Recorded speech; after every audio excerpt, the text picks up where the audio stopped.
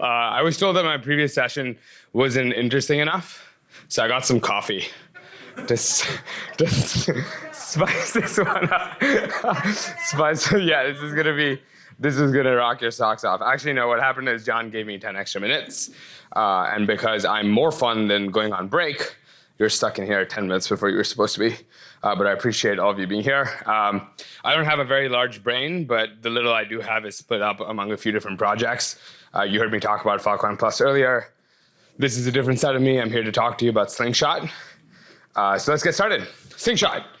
We're here to talk about open data preservation on the Filecoin network.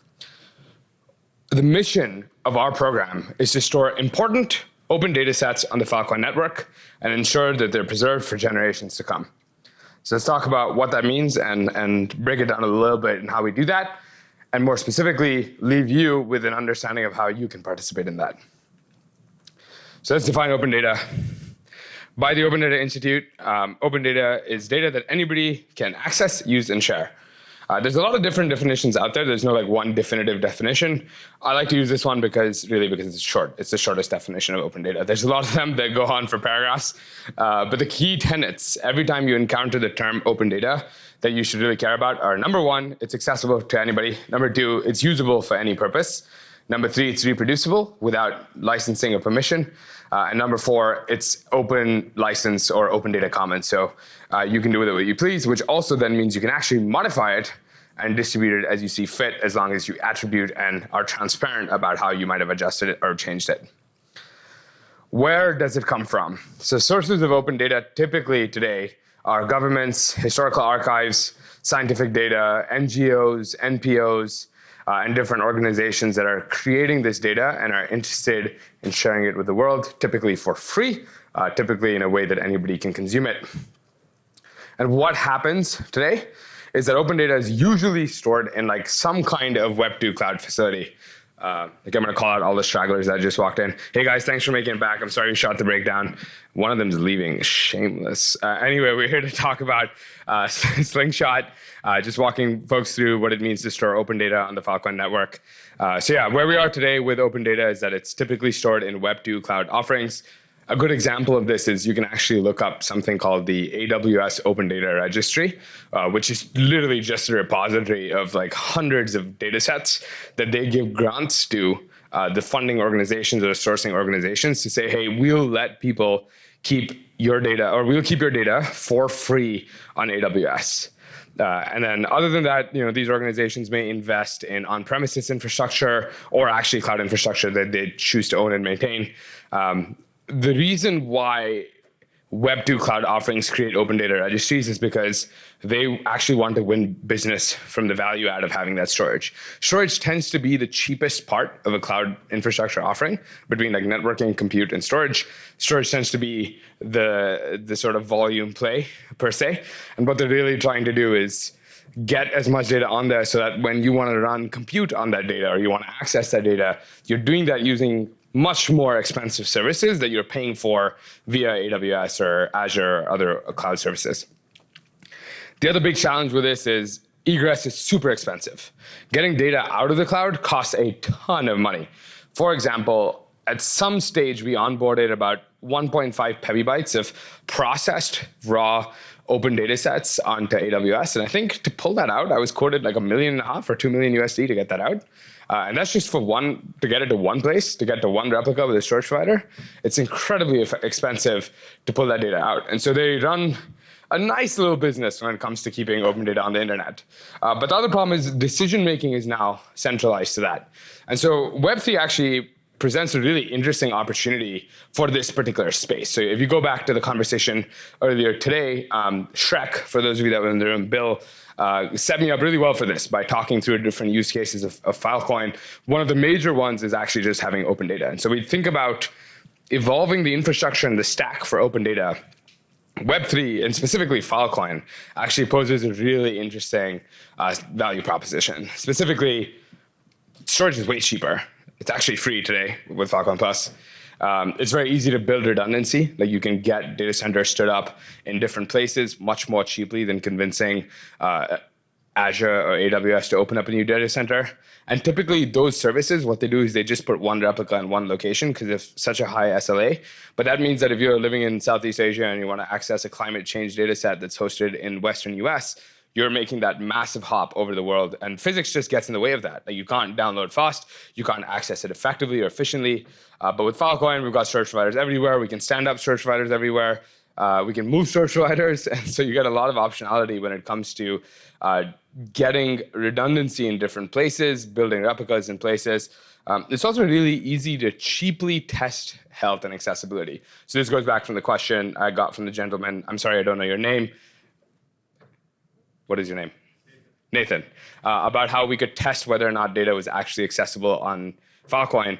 It's much easier to do that without relying on an SLA with Filecoin because it's so cheap to just have a little bot that like tested retrieval, for example, as compared to expecting a Web2 company to hold up their end of the bargain or relying on something to go wrong for you to go cash in the credits that they owe you because they violated the terms of their contract or their SLA.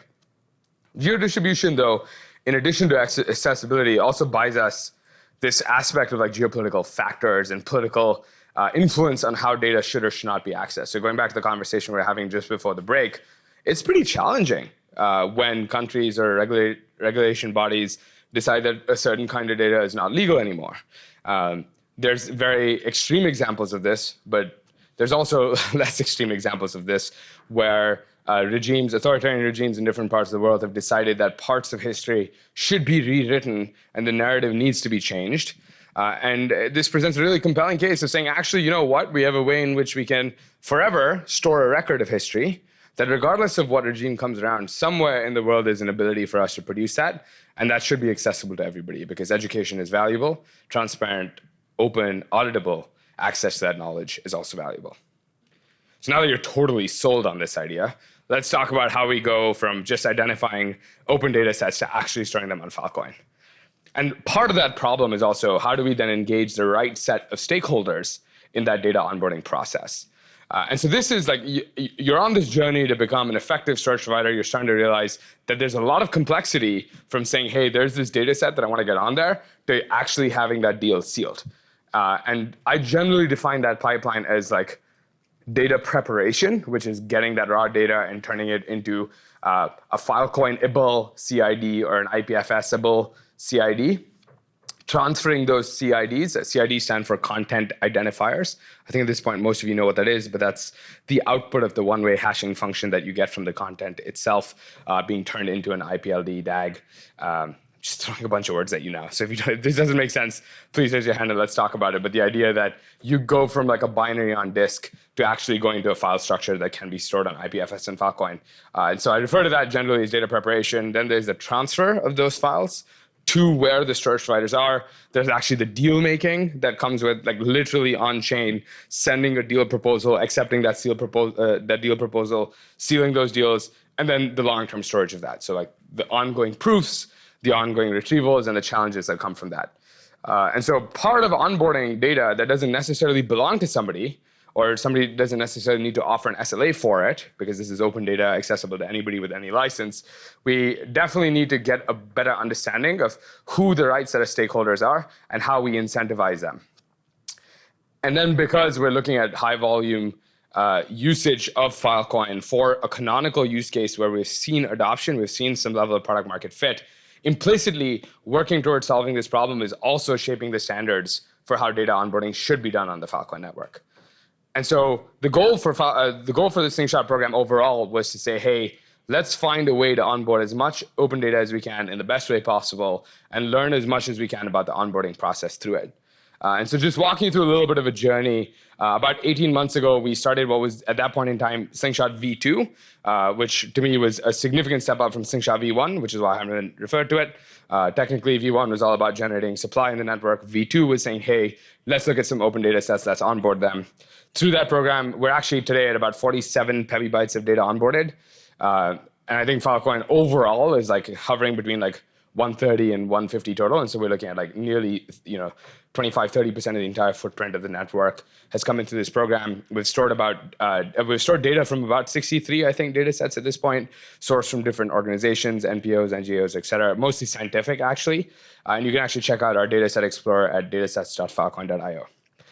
But the reason I'm telling you this is because we also learned a ton from running this program, and we learned a lot about how we were doing things wrong when it came to data onboarding. And so we've used those lessons to build a much more robust program in what we call Slingshot v3, but also the output of that program should be extremely useful to you as shepherds of data onboarding in the Filecoin network in the future. Keep pressing up, I'm sorry. As part of Slingshot, we also learned a little bit more about what it takes to actually guarantee permanence of onboarded data, which is a different problem than just onboarding it, right? So you have getting these deals prepared, getting them sealed, but then what about renewing those deals? The interesting thing about Filecoin is it makes the conscious decision to make the primitive an individual deal, not the existence of data in the network. That gives you a lot of flexibility, but with flexibility comes great responsibility. And that means ensuring that that data isn't dropped on the network. And so we shipped this program called Evergreen as a sub-program within Slingshot with the idea that on a per CID by CID basis, we could incentivize storage providers to say, hey, this CID looks like it doesn't have as many replicas on chain as it should. Why don't we get more of them stood up? So how do we use Filecoin Plus as an economic lever to incentivize storage providers to store specific pieces of data that we deem to be valuable and useful because they belong to open data sets that we want stored on Filecoin above anything else? And so we launched the Evergreen deal engine, which you'll be hearing a lot more about today, but also in the future, in April, actually, April of this year. It's the fastest growing deal engine that the network's seen. We've stored about 2.5 petabytes in the last 3 months through that. And effectively, the evolution or the revolution that came with that deal engine is you often hear deals being made as proposals from clients to SPs, right? It's like a client sending you a deal proposal, you're accepting it because either you're going to get the data or you've gotten the data. The unique thing about the Evergreen model is that it's actually what we call a pull-based deal-making engine. So instead of a client pushing a deal proposal to you, as an SP, you actually go request the deal proposal when you're ready for it. So we expect SPs to build a robust network of content sharing and content distribution. And when they have the right data on their disk, they can come to our deal engine and say, hey, I'm ready for a deal for this particular piece of data. And we'll issue them programmatically, automatically a deal proposal at that point. Why is this interesting? Number one, it's doing deals in a completely opposite SP forward way, which is incredibly favorable to a storage provider that's still learning how to schedule work, that's still learning about opportunity costs of participating in different ways in the ecosystem. Every minute you spend, you could have been sealing something, you could have been serving a retrieval, you could have been storing something, you could have been doing nothing, you could have been eating popcorn, you could have been waiting for a hard drive to fill. There are many things you could be doing every minute. And the goal of this was to say, hey, let's build the most flexible thing so people can prioritize for themselves and we can build and store as much data as possible. And so effectively, it increases the burden of work for a storage provider, but it also gives more flexibility and is experimenting with a different kind of deal making or a different kind of market making compared to what the average deal experience would have been on the Filecoin network. And so we tried this model, we really like this model, and so we want to continue doubling down on this model. And one of the interesting things about this is it actually lends itself really well to eventually being a programmatically enforceable piece of software for deal making. You could totally see this running as part of a smart contract in the future, where the smart contract takes a definition in the form of, here's a list of CIDs I care about, here's how many replicas I want, here's a list of SPs that I'm willing to work with, make deals. And so if those SPs can obtain those pieces and come to the deal engine and make deals with them, they'll get deal proposals, they'll store those deals, and they can continue doing this in perpetuity. I said that really fast without breaking for effect, not because I care that you understood what I said. But the outcome from that is effectively that you should be able to recognize that this is a way in which we can build an almost automated mechanism to work towards semi-permanence or permanence of data on the network in perpetuity. Okay, any questions so far? I'm about to dive into our newest program design and why it's interesting for you. Should you guys actually get a break? Okay, I see some heads smiling. I'm going to keep going. Let's talk about Slingshot V3. So this is something we just announced a couple of weeks ago. This is the reason I'm standing in front of you today, because I wanted to introduce you to this program and I want to slowly pull you all into it. The goal of Slingshot V3 is a community program for developers, data preparers, storage providers for preserving open data sets on the decentralized web forever. And so effectively the way this works is that we engage with people that are either data preparers or storage providers or both, and we're actually seeing a lot in the both category, where effectively the data preparer, henceforth called DP, their goal is to elect themselves into a particular data set that we have in a list of data sets that we want to care about initially. That list, of course, can change, and you can affect that change if you're interested to. But data preparers select data sets to download and process and generate both the actual files that have to be stored on the network as well as the metadata that is associated with them, and get that ready for distribution to storage providers. And then storage providers go and get those files that have been prepared and come to the deal engine and say, hey, give me a deal for this file. So what's the easiest thing you can do is you can sign up to be a storage provider. You can get some of these pieces from different storage providers or different data preparers in the network and come to us and start making deals. So you should absolutely see this as a massive pipe of verified deals that's waiting to be leveraged by deal-making SPs such as yourselves. But you could also decide that, hey, you want to participate as a data preparer. Like you're interested in learning what it takes to go from binaries on disk or a video file on disk to actual car files that can be stored on the Filecoin network. And we want to help there as well. And we want to walk you through that. And you should see this as a learning opportunity. Like going back to JJ's presentation, learn about the complexity of what it actually takes to translate what is sitting at a customer site to something that can actually be stored on the Filecoin network. And so we're building custom tooling for Slingshot, but we're doing it in a way that you can easily tweak that for any other kind of input, whether that's like locally mounting using goofies for like AWS buckets, or whether that's copy pasting directories across machines. But we're trying to build state-of-the-art tooling for you to also support ingest into the Filecoin network, translating, preparing data in a way that it makes sense. This is also the first time we've ever had a concept of metadata. And we're actually trying to build useful searchable indices of data on the network that can be used. And so I would strongly urge you, again, as people that are going to be deal-making SPs, to engage with this program in some way, at the very least as storage providers on the back end of our deal engine. We currently have about 170 data sets available for preparation. I just checked the stats this morning. 110 have already been selected. They represent about 35 petabytes of data coming through. Out of that, about 25 petabytes is already in progress for preparation. We're supporting replication up to 10x, so that's 250 petabytes of data being prepared to be stored. And we have about 40 SPs that have signed up so far. I expect that number to continue to grow. But that's a massive pie when it comes to how you might use that 1 petabyte that's been given to you, or how you might decide to use this as bootstrapping the first deals that you make in your business as a storage provider, or many deals that you might make in your business as a storage provider, while also working towards the public good and delivering something of value to humanity. So what does it mean to actually participate?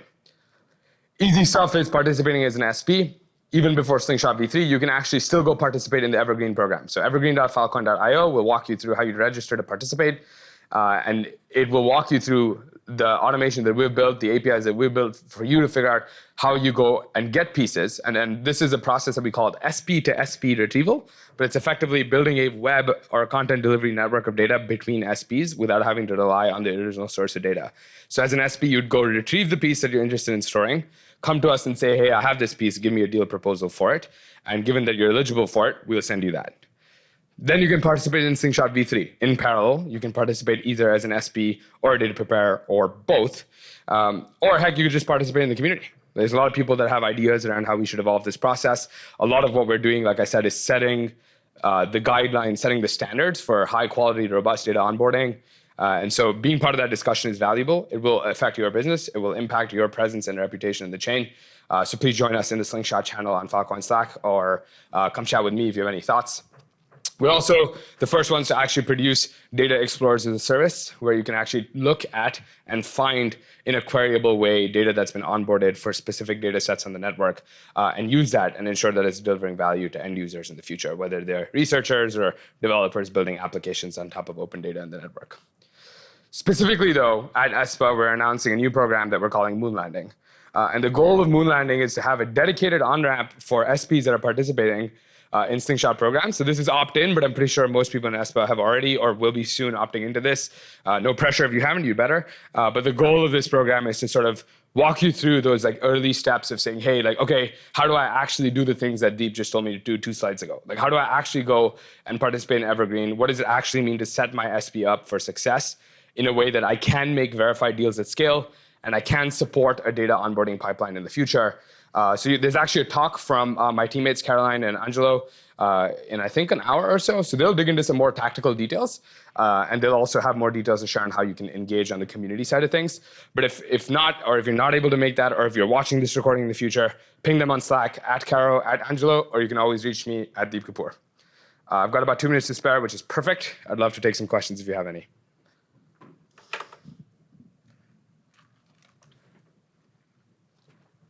I sped through some of this stuff too, so if it's helpful for me to just go back and share some details, no shame. Question Eddie. back there. So there are some cases where sources of open data are very interested, so universities we work with are interested in experimenting with Filecoin, but we're actually having to work with going to their on-premises sources of data as opposed to the cloud ones, because it's just cheaper that way. And there's another even more compelling use case, which is AWS specifically, what it does is it gives you a 2-year grant. So if you were the owner of an open data set, right, you'd say, hey, I'm Eddie Lin, I've got this open data set, it's valuable for people. Can you store it for me for free? And AWS would be like, oh yeah, it's valuable. We want to see people pay for Lambdas, for example, on your data set. So yes, we'll store it for you for free, and we'll make egress free at like say 10 megabytes a second or 100 megabytes a second for download. And you'll have to renew the grant in 2 years. And Eddie, I know you're diligent, so in 2 years you'll probably reapply, but maybe in 2 years they think your data is not as good. And they're like, okay, whatever, we'll still host it, but we're gonna start charging egress. And I saw that happen to a couple of data sets over the course of Slingshot V2, where literally at the start of the program, they were free to download, and at the end of the program, they weren't. And I sure as hell have an ego, but not big enough to think it was because of us. And so I want to put us in a position where we can also build structures to make sure that this sort of data is available for free permanently, because it's valuable to society, it's valuable to research, it's valuable to furthering the availability of knowledge. And so there is definitely some like mission aspect to participating in this program as well, and I'd happily sell that to you. I have 30 seconds. Any other questions? Yeah. Oh. Because you said it is free, how do you suppose it's definite? Yeah, great question. So I've been thinking about this a lot recently. I think we are definitely on the path to having some kind of like data preservation DAO for this in the future that would ideally just operate on bare bones, like paying for operational cost kind of model. And what we're thinking about is on the input side, we either take grants or we take staked fill or staked resources from people that are interested in having stuff pinned effectively to Filecoin long term. We can lend that out as collateral and make money on that. Or we can revenue share with SPs based on the block rewards they make in the limit, or revenue share on the retrieval side of the house. And so we have a couple of different experiments that we're doing with how we'd be able to build revenue in the long term to support and fund the work being done in the short term. But for now, the way it's being done is on the SP side, you're getting fill plus deals that are like where the data cap application is the service effectively being given to you, because you don't have to worry about finding a client, you don't have to worry about the data cap application, it's coming, you'll get verified deals. And on the data preparer side, I'm literally paying you. I will give you a grant to prepare data because I want to know how I can make it better. Cool. All right, thanks, folks. Awesome. Thank you. Appreciate it, Deep.